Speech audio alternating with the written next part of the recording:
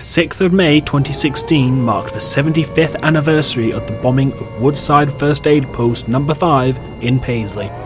92 people were killed in Scotland's biggest bombing attack of the Second World War, and to mark the occasion, a special gathering was held at the cairn at Woodside Cemetery. 102-year-old Jenny Enterkin is the oldest survivor of the attack, and she laid a special memorial wreath in memory of those lost.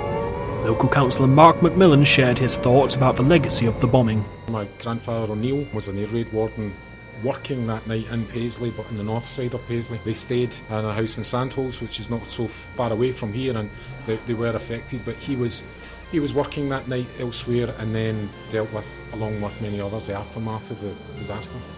And what was the aftermath in Paisley immediately following? Well, it must have been huge, 92 people, and it is the single biggest loss of life from the Second World War, so it was a huge event. It was poignant because it was a first aid post that was hit, and so it was those who were normally helping others who sadly lost their lives.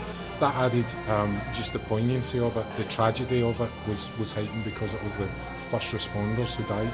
As a local Paisley boy, how did this affect growing up and how you grew up in Paisley? When you hear about the London Blitz or the Clyde Bank Blitz, and it's not so well known outside of Paisley that there was a significant event when 92 people in one night died, such a huge loss of life through one bomb. And so that was always something I was told about a lot by my mother. She would remember it around this time of year. So it was important for me that, being council leader at this point, that I was able to help to try and organise this celebration, which on the 75th has been larger than gone before, to mark it, given not this very, very small way that my family was connected, but also the huge importance that it is to Paisley. And 75 years later, why do you think it's important that we remember events like this and keep marking the occasions? Yeah, we need to keep marking it to let those younger than us understand what happened, and also to mark the loss of life and to remember those that lost their lives, and not just in this disaster, but the 1,551 who lost their lives in the service of their country during the Second World War that were from Paisley.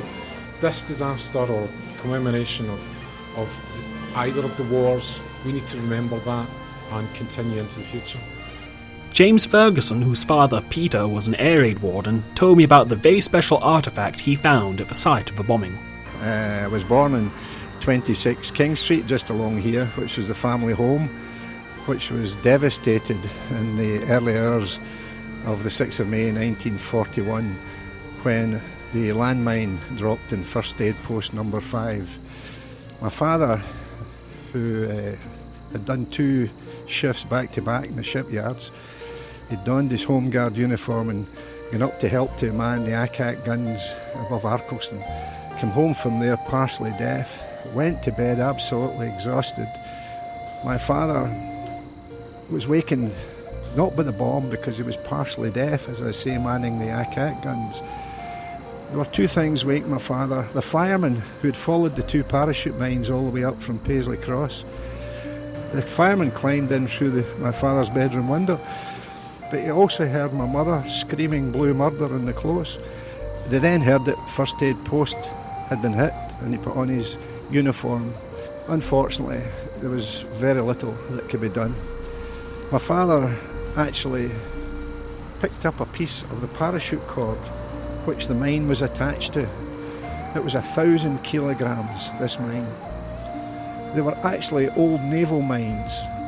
What the Germans did was converted them and put these parachutes onto them to then drop them down on our populace here in England and Scotland and elsewhere. They were absolutely devastating. They put in an atmospheric switch into them so that when they were near the ground they exploded. And that, the devastation which they did blew properties up to a mile away. And that's what happened with this particular mine.